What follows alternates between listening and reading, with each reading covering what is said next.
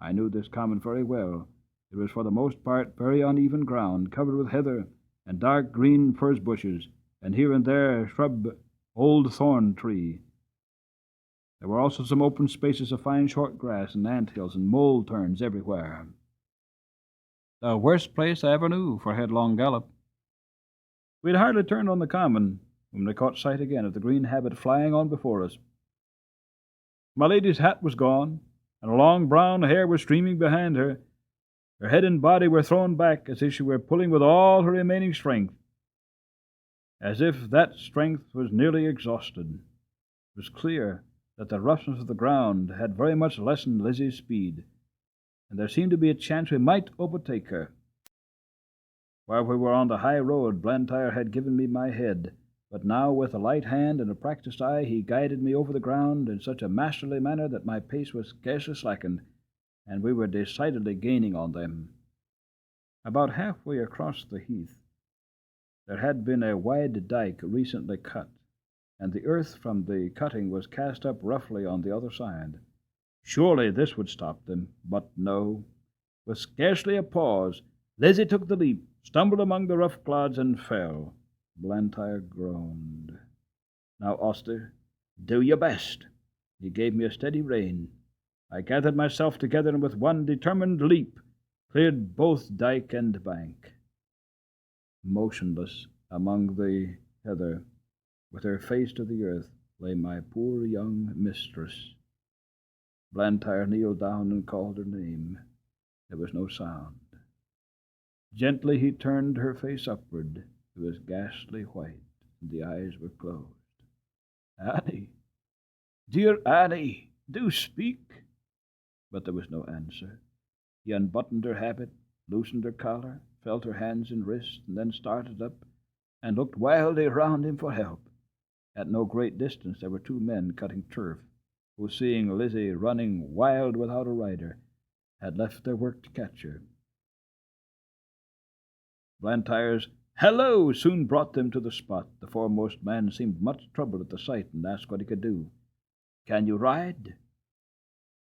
"Well, sir, I bean't much of a horseman, and but I'd risk my neck for Lady Anne. She was uncommon good to my wife in the winter." "Then mount this horse, my friend. Your neck will be quite safe. Ride to the doctor's and ask him to come instantly. Then on to the hall and tell them all that you know, and bid them send me the carriage with Lady Anne's maid and help. I shall stay here." "All right, sir. I will do my best, and I pray God that the dear young lady may open her eyes soon." Then, seeing the other man, he called out, "Here, Joe! Run for some water, and tell my missus to come as quick as she can to Lady Anne." Then somehow he scrambled up into the saddle and said, "Yep," and clapped me on my sides with both his legs. He started on his journey, making a little circuit to avoid the dyke. He had no whip, which seemed to trouble him, but my pace soon cured that difficulty. He found the best thing he could do was to stick to the saddle and hold me in, which he did manfully.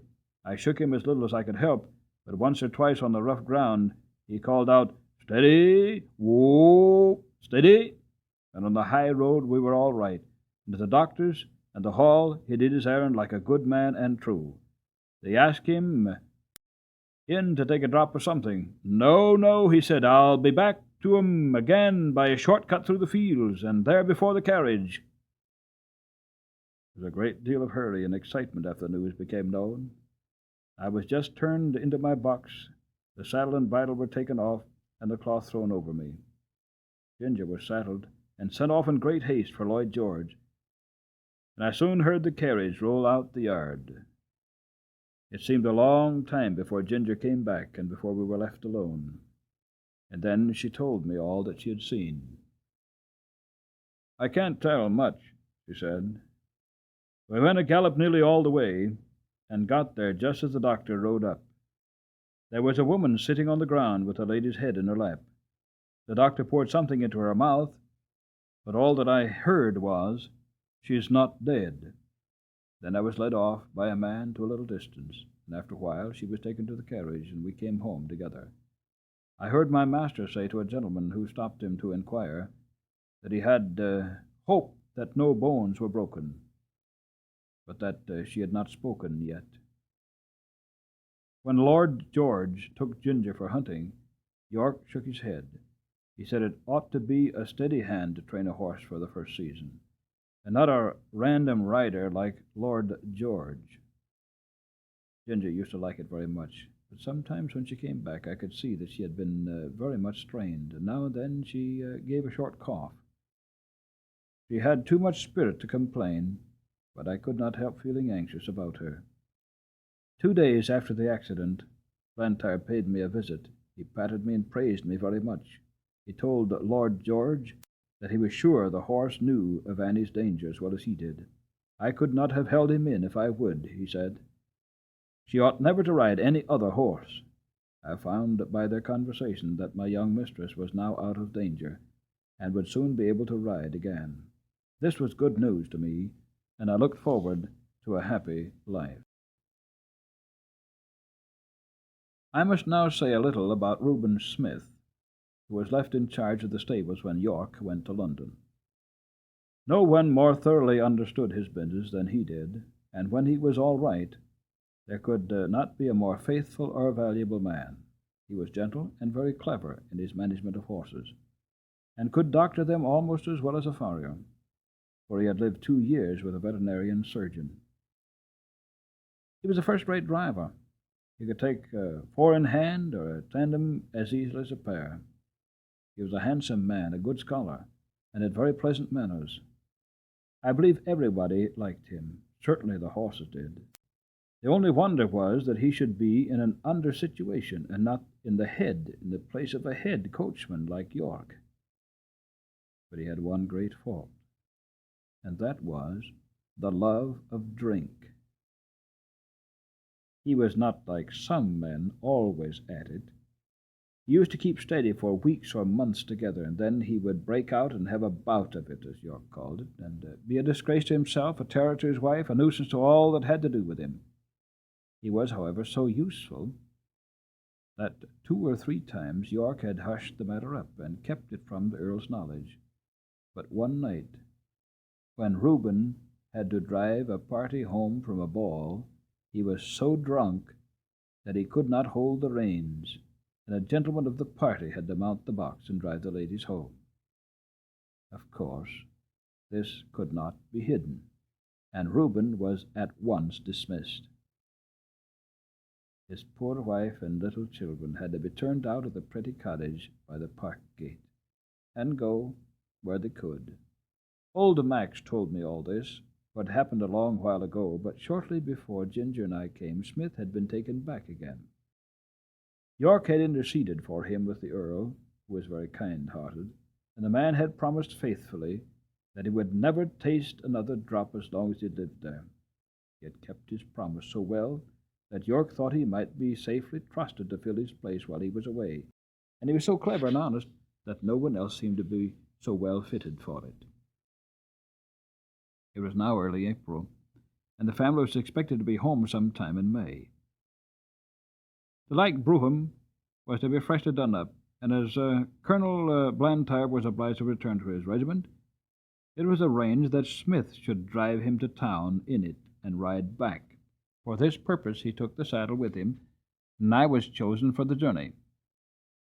At the station the colonel put some money in Smith's hand and bid him good-bye, saying, "Take care of your young mistress, Reuben, and don't let Black Oster be hacked about by any young random prig that wants to ride him.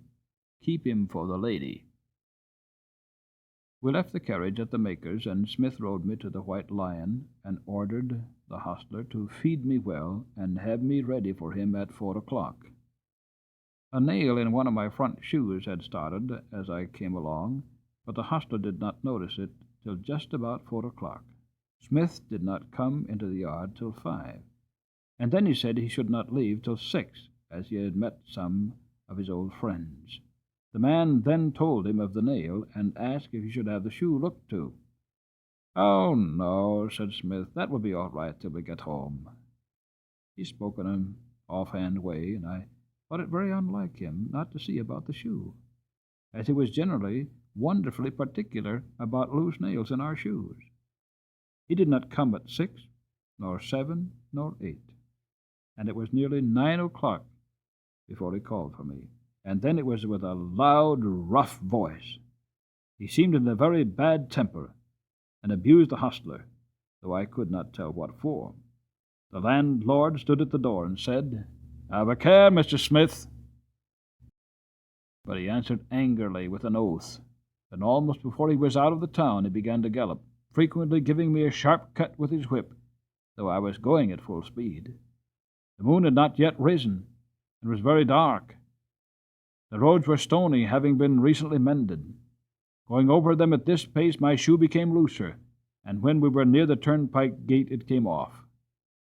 If Smith had been in his right senses, he would have been sensible of something wrong in my pace, but he was too madly drunk to notice anything. Beyond the turnpike was a long piece of road, upon which fresh stones had just been laid. Large, sharp stones, over which no horse should be driven quickly, without risk of danger. Over this road, with one shoe gone, I was forced to gallop at my utmost speed, my rider meanwhile cutting into me with his whip, with wild curses, urging me to go still faster. Of course, my shoeless foot suffered dreadfully. The hoof was broken and split down to the very quick, and the inside was terribly cut by the sharpness of the stones. This could not go on. No horse could keep his footing under such circumstances. The pain was too great. I stumbled and fell with violence on both my knees. Smith was flung off by my fall, and owing to the speed I was going, he must have fallen with great force. I soon recovered my feet, and limped to the side of the road where it was free from stones. The moon had just risen above the hedge, and by its light I could see Smith lying a few yards beyond me. He did not rise. He made one slight effort to do so, and then there was a heavy groan. I could have groaned too, for I was suffering intense pain both from my foot and knees, but horses are used to bear their pain in silence. I uttered no sound, but I stood there and listened.